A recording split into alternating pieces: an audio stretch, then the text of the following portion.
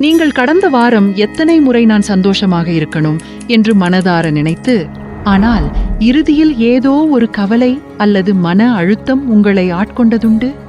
ஒருவேளை அந்த கவலை ஒரு எதிர்பாராத செலவாக இருக்கலாம், அல்லது ஒரு உறவில் ஏற்பட்ட விரிசலாக இருக்கலாம், அல்லது சமூக வலைத்தளங்களில் மற்றவர்களின் சரியான வாழ்க்கையை பார்த்து ஏற்பட்ட ஒரு சின்ன பொறாமையாக இருக்கலாம். உண்மை என்னவென்றால், நாம் எல்லோரும் மகிழ்ச்சியை தேடித்தான் ஓடிக்கொண்டிருக்கிறோம், அதை துரத்திக் கொண்டிருக்கிறோம். ஆனால் நம்மில் பலருக்கு கிடைப்பதோ கவலையும் மன அழுத்தமும் ஒருவித வெறுமையும் தான். ஏன் இந்த துன்பம்? இது எங்கிருந்து வருகிறது? இதிலிருந்து நிரந்தரமாக விடுபட முடியுமா? இந்த கேள்விகள் ஒன்றும் புதியவை அல்ல. சுமார் 2500 ஆண்டுகளுக்கு முன்பு ஒரு இளவரசர் அரண்மனை சுகபோகங்களை அனுபவித்துக் கொண்டிருந்த ஒரு இளைஞர் இதே கேள்விகளுடன் தன் ஆடம்பரமான வாழ்க்கையை துறந்தார்.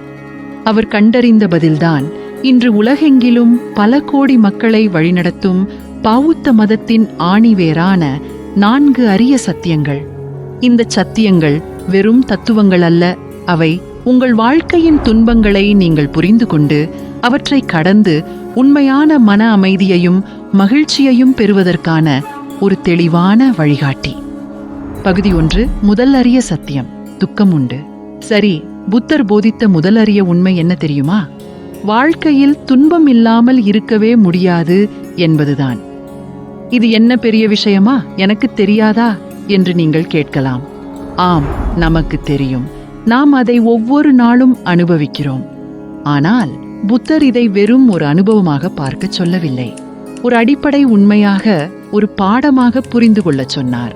துன்பம், துக்கா என்பது வெறும் உடல் வலி மட்டுமல்ல, இது ஒரு ஆழமான, பரவலான, திருப்தியற்ற உணர்வு. நீங்கள் பிறந்ததிலிருந்து முதுமை வரை, நோய் வரும்போது, இறுதியாக இறக்கும்போது, இவை அனைத்தும் தவிர்க்க முடியாத துன்பங்கள். யாரும் இதை தப்பிக்க முடியாது. ஒரு குழந்தை பிறக்கும்போது அழுகிறது, அது ஒரு துன்பம். முதுமையில் உடல் தளர்ந்து மனம் சோர்வடையும் போது அது ஒரு துன்பம். நோய்வாய்ப்படும் போது ஏற்படும் வலிகள், அசௌகரியங்கள், அவை துன்பங்கள். நாம் அன்பு செய்யும் ஒருவரை இழக்கும்போது ஏற்படும் துயரம், அதுவும் துன்பம்தான். இவை தவிர நம் மனதை வாட்டும் பல துன்பங்களும் இருக்கின்றன. பகை, இழப்பு, விரக்தி, ஏமாற்றம், பயம், பதட்டம், வருத்தம், குற்ற உணர்வு, இவை எல்லாமே நம்மை சுற்றி நம் மனதுக்குள் நடக்கும் போராட்டங்கள். உங்களுக்கு பிடிக்காத ஒருவருடன் வேலை செய்ய வேண்டிய நிர்பந்தம், அல்லது நீங்கள் விரும்பிய ஒன்று கிடைக்காத போது ஏற்படும் ஏமாற்றம், அல்லது நீங்கள் மிகவும் நேசித்த ஒன்று உங்களை விட்டு பிரிந்து செல்லும் போது ஏற்படும் மனவேதனை, இவை அனைத்தும் துன்பத்தின் வெவ்வேறு முகங்கள்தான். ஒரு நல்ல வேலை கிடைக்கவில்லையா? துன்பம். ஒரு உறவு முறிந்துவிட்டதா? துன்பம். நீங்கள் விரும்பிய அளவுக்கு நீங்கள் உயரவில்லையா? துன்பம். நம்மில் பலர் என்ன செய்கிறோம்? இந்த துன்பத்தை மறைக்க பார்க்கிறோம், அல்லது அதை தவிர்க்க நினைக்கிறோம். சமூக வலைத்தளங்களில் நாம் எப்போதும் சந்தோஷமாக, வெற்றிகரமாக இருப்பது போல ஒரு பிம்பத்தை காட்டிக்கொள்ள முயற்சிக்கிறோம், இல்லையா?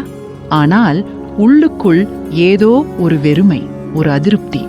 புத்தர் சொல்கிறார், அந்த வெறுமையை, அந்த அதிருப்தியை, அந்த துன்பத்தை முழுமையாக ஏற்றுக்கொள், அதை மறைக்க முயற்சிக்காதீர். இதுதான் முதல் படி. ஒரு சின்ன உதாரணத்தை எடுத்துக்கொள்வோம். நீங்கள் உங்கள் கனவு பயணத்திற்காக ஒரு பைக் ட்ரிப் திட்டமிடுகிறீர்கள். எல்லாம் சரியாக இருக்கிறது. வானிலை அருமை. நண்பர்களுடன் உற்சாகமாக புறப்படுகிறீர்கள். ரோடு முழுக்க நீங்கள் உங்கள் மொபைலை பார்க்காமல் இயற்கையை ரசித்துக்கொண்டே வருகிறீர்கள். ஆனால் திடீரென்று ஒரு சின்ன ஆணி உங்கள் டயரில் குத்தி பஞ்சர் ஆகிவிடுகிறது. அந்த நேரத்தில் நீங்கள் நினைப்பீர்கள், என் பிளான் எல்லாம் போச்சு, ஏன் இப்படியாச்சு? இது ஒரு சின்ன துன்பம்தான். ஆனால் இது போலவே வாழ்க்கையின் பெரிய பெரிய திட்டங்களும் கனவுகளும் எதிர்பாராத விதமாக நொறுங்கும்போது நாம் பெரும் துன்பத்தை அனுபவிக்கிறோம். புத்தர் சொல்கிறார், அந்த நொறுங்கும் உணர்வை பார்த்து அதை நம்பிக்கையுடன் ஏற்றுக்கொள்வீர். ஆமாம், இது நடந்திருக்கிறது, இது எனக்கு வலியை தருகிறது என்று ஒப்புக்கொள்வீர். அதுதான் உண்மையான விடுதலையின் துவக்கம். துன்பம் இருக்கிறது என்பதை புரிந்து கொள்வது அதிலிருந்து தப்பிக்க முதல் படி. துன்பத்தை மறுப்பது அதை மேலும் சிக்கலாக்கும். அதை அறிவதும் ஏற்றுக்கொள்வதும் மன அமைதிக்கான முதல் திறவுகோல். பகுதி 2, 2ஆம் அரிய சத்தியம், துன்பத்தின் காரணம். இப்போது உங்களுக்கு ஒரு கேள்வி வரும். நான் நல்லவனாக இருக்கிறேன், யாருக்கும் எந்த தீங்கும் செய்வதில்லை, பிறகு ஏன் எனக்கு மட்டும் இவ்வளவு துன்பம்? இது நியாயமான கேள்விதான். புத்தர் இதற்கான பதிலை ஒரு வார்த்தையில் சொன்னார்: ஆசை. ஆனால் இந்த ஆசை என்பது சாதாரணமாக நாம் நினைக்கும் ஆசை மட்டுமல்ல. பௌத்தத்தில் இதை தண்ணீர் அல்லது திருஷ்ணா என்று சொல்கிறார்கள். அதாவது தாகம், பற்று அல்லது தீவிரமான விருப்பம். ஒரு தண்ணீர் போல இந்த ஆசை நம்மை உள்ளிழுத்து விழுங்கும். இந்த ஆசைதான் நம் துன்பத்தை உருவாக்கும் வேர். ஒரு ஸ்மார்ட் போனுக்காக நீங்கள் நள்ளிரவில் வரிசையில் நின்று வாங்கும் நிலையாக இருக்கலாம். அல்லது உங்கள் குழந்தை நல்ல மார்க் எடுக்க வேண்டும், முதல் ரேங்க் வர வேண்டும் என்ற எதிர்பார்ப்பாக இருக்கலாம். அல்லது உங்கள் பாஸ் உங்களை பாராட்ட வேண்டும், பதவி உயர்வு கொடுக்க வேண்டும் என்ற எண்ணமாக இருக்கலாம். இந்த காம ஆசைகள், இருப்பின் மீதான ஆசைகள் அல்லது இல்லாதொழிப்பதன் மீதான ஆசைகள், இவை அனைத்தும் துன்பத்தின் விதைகள். நம்முடைய ஆசைகளும் பற்றுகளும் ஒரு மணல் கோட்டை போல. நாம் அதை ரொம்ப அழகாகவும் உறுதியாகவும் கட்டுகிறோம். ஆனால் கடல் அலை வந்தால் அது கரைந்து போகும். நாம் அந்த அலையை நிர்ணயிக்க முடியாது, இல்லையா? அது எப்போது வரும், எப்படி வரும் என்று நமக்கு தெரியாது. ஆனால் நாம் கட்டும் கோட்டையின் மணலை, அதாவது நம்முடைய ஆசைகளின் தீவிரத்தை குறைக்கலாம். நாம் ஒரு பொருளின் மீது, ஒரு நபரின் மீது, ஒரு நிலையின் மீது வைத்திருக்கும் பற்று, அது நம் கையை விட்டு போகும்போது நமக்கு துன்பத்தை தருகிறது.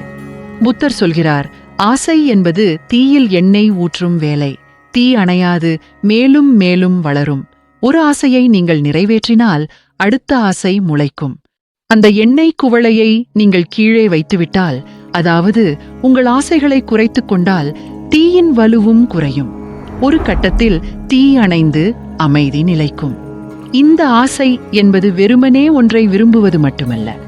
அது ஒரு நிரந்தரமற்ற ஒன்றின் மீது நிரந்தரத்தை எதிர்பார்ப்பது, அல்லது ஒரு திருப்தியற்ற ஒன்றின் மீது முழுமையான திருப்தியை தேடுவது. நாம் பற்றிக்கொள்ளும் அநியாயமான பிணைப்புகள், அன்ஜஸ்டிஃபைடு அட்டாச்மெண்ட்ஸ், தான் துன்பத்திற்கு வழிவகுக்கின்றன. இது நம்மை ஒரு முடிவற்ற பிறவிச் சுழற்சியில், சம்சாரா, சிக்க வைக்கிறது. ஆசையின் ஆழத்தை புரிந்து கொள்வது துன்பத்தின் ஆழத்தை புரிந்து கொள்வதற்கு சமம். நாம் எதன் மீது அதிக பற்று வைக்கிறோமோ அதுவே நம் துன்பத்தின் மிகப்பெரிய ஆதாரமாக மாறுகிறது. பகுதி 3, 3ஆம் அரிய சத்தியம். துன்பத்தை நிறுத்த முடியும். முதல் 2 சத்தியங்களும் கொஞ்சம் கனமாக இருந்திருக்கலாம். துன்பம் உண்டு, அதற்கு ஆசைதான் காரணம் என்று கேட்டதும் ஒருவேளை உங்களுக்கு விரக்தி வந்திருக்கலாம். ஆனால் இங்கேதான் புத்தரின் போதனைகளின் மிகப்பெரிய நம்பிக்கை ஒளி தெரிகிறது. 3ஆம் அரிய சத்தியம் என்ன சொல்கிறது தெரியுமா? துன்பத்தை முற்றிலுமாக நிறுத்த முடியும். ஆசையை முழுமையாக வெட்ட முடியும். அதற்கான நிலையை நான் அடைந்தேன், நீயும் அடையலாம் என்று புத்தர் உறுதியளிக்கிறார். இது ஒரு மகத்தான நம்பிக்கையை தரும் பகுதி. நாம் பல நேரங்களில், நான் இந்த கவலையிலிருந்து எப்போதும் மீள முடியாது, இந்த மன அழுத்தம் என் வாழ்நாள் முழுவதும் இருக்கும், என் ஆசைகளை என்னால் கட்டுப்படுத்தவே முடியாது என்று நினைத்துக் கொள்கிறோம். ஆனால் புத்தர் அந்த எண்ணத்தையே மறுக்கிறார். அவர் சொல்கிறார், துன்பத்தின் வேறான ஆசையை நீங்கள் அறுத்து எறிய முடியும். அதன் மூலம் நீங்கள் மன அமைதி, கருணை மற்றும் ஆன்மீக வளர்ச்சியை அடையலாம். இது எப்படி சாத்தியம்? நாம் ஆசையை எப்படி நிறுத்துவது? எனக்கு காரே, வீடே, பதவியே வேணும் என்று மனம் துடிக்கும்போது அதை எப்படி நிறுத்துவது? இங்கேதான் ஒரு முக்கியமான நுட்பம் இருக்கிறது. ஆசையை அடக்குவது வேறு, அதை விடுவிப்பது வேறு. நாம் ஒரு ஆசையை அடக்க முயற்சித்தால் அது இன்னும் தீவிரமாக முளைக்கும். ஆனால் அதை விடுவிப்பது என்பது அதன் பிடியிலிருந்து நம்மை விடுவித்துக் கொள்வது. ஒரு சின்ன டிப்ஸ். உங்கள் மொபைலில் உள்ள ட்ராஷ் ஃபோல்டர் போல உங்கள் மனதிலும் ஒரு டிராஷ் பின் இருக்கிறது என்று கற்பனை செய்து பாருங்கள். அதில் நீங்கள் போடும் ஒவ்வொரு ஆசை ஃபைலும் நீங்கள் delete என்று அழுத்தினால் அது நிரந்தரமாக நீங்கும். ஆனால் நாம் என்ன செய்கிறோம்? அந்த ஃபைலை மீண்டும் ரிஸ்டோர் செய்ய முயற்சிக்கிறோம். அந்த வீட்டை நான் வாங்கித்தான் ஆகணும், அந்த பதவியை நான் அடைந்துதான் ஆகணும் என்று மீண்டும் மீண்டும் அந்த ஆசையை மனதில் நிறுத்துகிறோம். புத்தர் சொல்கிறார், அந்த ரீஸ்டோர் பட்டனை உடைத்து விடுவீர். அந்த ஆசைகளை மீண்டும் மீண்டும் மனதில் கொண்டு வராதீர். அப்போதுதான் உமது மனம் காலியாகும். அந்த காலி இடத்தில் அமைதி பூக்கும். துன்பம் நீக்கம், நீரோடா என்பது ஆசையின் முழுமையான நீக்கம். இதன் மூலம் நம் மனம் நிம்மதியடைகிறது. இது ஒருவித உணர்ச்சியற்ற நிலை என்று பலர் தவறாக புரிந்து கொள்கிறார்கள். ஆனால் அது அப்படியல்ல. இது ஆசையின் பிடியில் இருந்து விடுபட்ட ஒரு சுதந்திரமான, தெளிவான மற்றும் கருணையான மனநிலை. இது நிர்வாணா என்று அழைக்கப்படுகிறது. அதாவது ஆசையின் தீ அணைந்த நிலை. இந்த நிலையை அடைவதன் மூலம் நாம் பிறவி புனர்பிறவி சுழற்சியில் சம்சாரா இருந்து விடுபட்டு உண்மையான மனநிறைவான வாழ்க்கையை அடைய முடியும். இந்த மூன்றாம் அரிய சத்தியம் நமக்கு ஒரு வழியை காட்டுகிறது. துன்பம் நிரந்தரமானதல்ல, அது ஒரு தேர்வு. ஆசையின் பிடியிலிருந்து விடுபட நாம் தேர்வு செய்தால் உண்மையான அமைதியையும் உள்முக மகிழ்ச்சியையும் அடைய முடியும். இது வெறும் தத்துவம் அல்ல, இது ஒரு சாத்தியமான வழி. பகுதி 4, 4ஆம் அரிய சத்தியம். 8 நெறிகள் சரி. துன்பத்தை நிறுத்த முடியும் என்று சொல்கிறீர்கள், ஆசையை விட வேண்டும் என்றும் சொல்கிறீர்கள். ஆனால் நான் என்ன செய்யணும், எப்படி இதை சாத்தியப்படுத்துவது என்று இப்போது நீங்கள் கேட்பீர்கள். புத்தர் ஒரு மிக தெளிவான, நடைமுறைக்கு உகந்த ஒரு சாலை வரைபடத்தை கொடுத்தார். அதுதான் 8 நெறிகள், 8-fold path. இது ஒரு பெரிய லிஸ்ட் போல தோன்றலாம், ஒருவேளை கொஞ்சம் மிரட்டலாகவும் இருக்கலாம். ஆனால் நான் இதை ஒரு சின்ன டூ லிஸ்ட் ஆக மாற்றி உங்களுக்கு கொடுக்கிறேன்.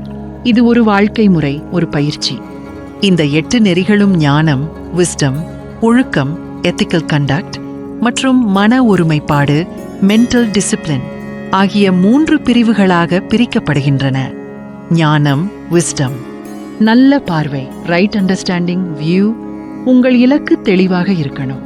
அதாவது வாழ்க்கையின் உண்மைகளை, குறிப்பாக இந்த 4 அரிய சத்தியங்களை சரியாக புரிந்து கொள்வது.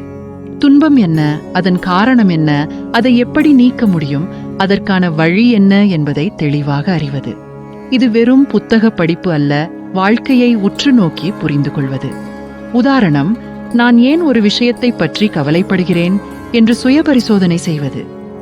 இந்த கவலையின் பின்னால் என்ன ஆசை இருக்கிறது என்று சிந்திப்பது. இந்த தெளிவான பார்வை மற்ற நெறிகளை பின்பற்ற அடிப்படையாக அமைகிறது. நல்ல எண்ணம், ரைட் தாட், இன்டென்ஷன். மற்றவர்களுக்காக நல்லது நினைக்க வேண்டும். வெறுப்பு, பொறாமை, தீய எண்ணங்கள் இல்லாமல் கருணை, அன்பு, அகிம்சை மற்றும் துறவு மனப்பான்மையுடன் எண்ணங்களை வளர்த்துக் கொள்வது. உங்களது எண்ணங்கள் உங்களை வடிவமைக்கின்றன என்பதை புரிந்து கொள்வது. உதாரணம், ஒரு சவாலான சூழலில் கோபப்படுவதற்கு பதிலாக நான் இந்த சூழ்நிலையை எப்படி அமைதியாக கையாள முடியும், அல்லது மற்றவர்களுக்கு நன்மை பயக்கும் வகையில் நான் எப்படி சிந்திக்கலாம் என்று சிந்திப்பது. ஒழுக்கம், எத்திக்கல் கண்டக்ட். மொண்டி, நல்ல பேச்சு, ரைட் ஸ்பீச். பொய், நயவஞ்சகம், புறம் பேசுதல், கடுஞ்சொற்கள், வீண் அரட்டை இல்லாமல் பேச வேண்டும். உண்மையாக, மென்மையாக, பயனுள்ளதாக பேசுவது. உங்கள் வார்த்தைகள் மற்றவர்களுக்கு எவ்வாறு தாக்கத்தை ஏற்படுத்துகின்றன என்பதை உணர்வது. உதாரணம், ஒரு கோபமான விவாதத்தில் எதிர்மறையான வார்த்தைகளை பயன்படுத்துவதற்கு பதிலாக அமைதியாகவும் மரியாதையாகவும் உங்கள் கருத்தை வெளிப்படுத்துவது. அடுத்தவர் மனம் புண்படாமல் பேசுவது. நல்ல நடவடிக்கை, ரைட் ஆக்ஷன். உங்கள் கைபேசியில் உள்ள டிஜிட்டல் ஃபுட் பிரிண்ட் போல உங்கள் உண்மையான ஃபுட் பிரிண்ட் சுத்தமாக இருக்கணும். அதாவது கொல்லாமை, திருடாமை, தவறான பாலியல் நடத்தையை தவிர்த்தல் போன்ற அறநெறிகளை பின்பற்றுவது. மற்றவர்களுக்கு தீங்கு விளைவிக்காத செயல்களில் ஈடுபடுவது. உதாரணம், ஒரு சக ஊழியரின் பொருளை அவர் அனுமதியின்றி எடுக்காமல் இருப்பது. ஒரு சிறிய விஷயத்தில் கூட நேர்மையை பின்பற்றுவது. நல்ல வாழ்வாதாரம், ரைட் லைவ்லிஹுட். உங்கள் வேலை மற்றவர்களை பாதிக்காததாக இருக்கணும். அதாவது உங்கள் வருமானத்திற்காக நீங்கள் செய்யும் தொழில் மற்ற உயிரினங்களுக்கு தீங்கு விளைவிக்காததாகவும் சமூகத்திற்கு நன்மை பயப்பதாகவும் இருக்க வேண்டும். ஆயுத வியாபாரம், மாமிச வியாபாரம், போதைப்பொருள் வியாபாரம் போன்றவற்றை தவிர்ப்பது. உதாரணம், உங்கள் வேலை ஒரு நல்ல நோக்கத்திற்காக இருக்கிறது என்பதை உறுதிப்படுத்துவது. உங்கள் வருமானம் நேர்மையான வழியில் வருகிறது என்பதை அறிவது. மன ஒருமைப்பாடு, மென்டல் டிசிப்ளின். நல்ல முயற்சி, ரைட் எஃபர்ட். நல்ல பழக்கங்களை கட்டிக்கொள்ள தீய பழக்கங்களை விட 66 நாட்கள் போதும். அதாவது மனதில் எழும் தீய எண்ணங்களை தடுத்து நல்ல எண்ணங்களை வளர்த்து கொள்ளும் தொடர்ச்சியான முயற்சி. இது ஒரு மனப்பயிற்சி. உதாரணம், எதிர்மறையான சிந்தனைகள் வரும்போது அதை உடனடியாக அடையாளம் கண்டு ஒரு நேர்மறையான சிந்தனைக்கு மாற்றுவது. ஒரு நல்ல பழக்கத்தை உருவாக்க தினமும் சிறிது நேரம் ஒதுக்குவது. நல்ல நினைவாற்றல், ரைட் மைண்ட்ஃபுல்னஸ். தினமும் 5 நிமிஷம் மூச்சை பார்ப்பது போதும். அதாவது நிகழ்காலத்தில் முழு விழிப்புணர்வுடன் இருப்பது. உங்கள் உடல் உணர்வுகள், உணர்ச்சிகள், எண்ணங்கள் மற்றும் புற உலக நிகழ்வுகள் அனைத்தையும் எந்தவித தீர்ப்பும் இல்லாமல் கவனிப்பது. உதாரணம், சாப்பிடும்போது ஒவ்வொரு கவளத்தையும் முழுமையாக உணர்ந்து சாப்பிடுவது. நடக்கும்போது உங்கள் கால்களின் அசைவை உணர்ந்து நடப்பது. இது மனதை அலைபாய விடாமல் நிகழ்காலத்தில் இருக்க உதவும். நல்ல செறிவு, ரைட் கான்சென்ட்ரேஷன். உங்கள் மனதை ஒரு லேசான டம்பிள் போல வைத்திருங்கள். அது எந்த பாறையையும் கடக்கும். அதாவது தியானத்தின் மூலம் மனதை ஒருமுகப்படுத்துவது. ஒரு குறிப்பிட்ட பொருளின் மீது மனதை நிலைநிறுத்தி ஆழமான அமைதியையும் உள்நோக்கத்தையும் பெறுவது. உதாரணம், தினமும் ஒரு குறிப்பிட்ட நேரம் ஒதுக்கி உங்கள் மூச்சின் மீது மட்டும் கவனம் செலுத்தி தியானம் செய்வது. இது மனதின் அலைச்சலை குறைத்து அமைதியை நிலைநிறுத்தும். இந்த 8ம் ஒரே நேரத்தில் பண்ண முடியாது. இது ஒரு வாழ்நாள் பயணம். ஆனால் இன்றைக்கு ஒன்றை தேர்ந்தெடுத்து அடுத்த 21 நாட்கள் தொடர்ந்து செய்யுங்கள். 21வது நாள் உங்கள் மூளையில் ஒரு சின்ன சிக்னல் ஏறும். நான் மாறிக்கொண்டிருக்கிறேன். இந்த 8 நெறிகளும் ஒன்றோடொன்று தொடர்புடையவை. ஒன்றை பயிற்சி செய்யும்போது மற்றவையும் மேம்படும். இவை மனிதர்களுக்கு துன்பங்களை புரிந்து அவற்றை கடந்து மனநிறைவான வாழ்க்கையை நோக்கிச் செல்ல உதவுகின்றன. இப்போது நாம் ஒரு பின்னோக்கு பார்வை எடுத்துக் கொள்வோம். இந்த 4 அரிய சத்தியங்களும் ஒன்றோடொன்று இணைந்த ஒரு அழகான சங்கிலித் தொடர் போல. படி 1, துன்பம் இருக்கிறது, அதை ஒப்புக்கொள்வீர். அது வாழ்க்கையின் ஒரு பகுதி என்பதை புரிந்து கொள்வீர். அதை மறுக்கவோ தவிர்க்கவோ முயற்சிக்காதீர். படி 2, அதற்கான காரணம் நம் ஆசை, அதை அடையாளம் காண்பீர். நம்முடைய எதிர்பார்ப்புகள், பற்றுகள் மற்றும் திருப்தியற்ற விருப்பங்கள்தான் துன்பத்தின் வேர் என்பதை உணர்வீர். படி 3, ஆசையை நிறுத்த முடியும், அதை நம்புவீர். இது ஒரு சாத்தியமான வழி. துன்பத்திலிருந்து விடுதலை அடைய முடியும் என்ற நம்பிக்கையை பிடித்துக் கொள்வீர். படி 4, 8 நெறிகள், அதை நடைமுறைப்படுத்துவீர். இந்த 8 வழிமுறைகளை பின்பற்றுவதன் மூலம் ஆசையை குறைத்து துன்பத்திலிருந்து விடுதலை பெற முடியும். நாம் இன்று பார்த்தது என்ன? துன்பம் இருக்கிறது, அதை மறுக்க முடியாது. அதற்கான காரணம் நம் ஆசைகளும் பற்றுகளும் தான். அந்த ஆசையை நிறுத்த முடியும், அது சாத்தியம். அதற்கான வழி புத்தர் போதித்த 8 நெறிகள். இதை ஒரு சின்ன ட்ரை அண்ட் டெஸ்ட் முறையாக வைத்துக் கொள்ளுங்கள். இன்று இரவு படுக்கும் முன் ஒரு காகிதத்தில் 8 நெறிகளை எழுதுங்கள். அதில் உங்களுக்கு எளிதான ஒன்றை தேர்ந்தெடுத்து அடுத்த 7 நாட்கள் அதை தொடர்ந்து பின்பற்றுங்கள். 7வது நாள் உங்கள் மனதில் ஒரு சின்ன மாற்றம் தெரியும். அந்த மாற்றம் உங்கள் வாழ்க்கையில் ஒரு பெரிய மாற்றத்திற்கான துவக்கமாக இருக்கலாம். நீங்கள் இந்த வீடியோவை பார்த்ததற்கு நன்றி. உங்கள் ஃப்ரெண்ட்ஸ் யாராவது இந்த தகவலை தேவைப்படுகிறார்களா? அவர்களுக்கு ஷேர் செய்யுங்கள். ஒரு சின்ன ஷேர் ஒரு பெரிய மாற்றத்தை உருவாக்கும். அடுத்த வீடியோவில் நாம் மனம் தொடர்பான சில சுவாரஸ்யமான ஜென் கதைகளை பார்க்கப் போகிறோம். அதுவரை உங்கள் மூச்சை பாருங்கள், உங்கள் ஆசைகளை கவனியுங்கள், உங்கள் அமைதியை வளர்த்துக் கொள்ளுங்கள். வணக்கம். பார்க்கலாம்.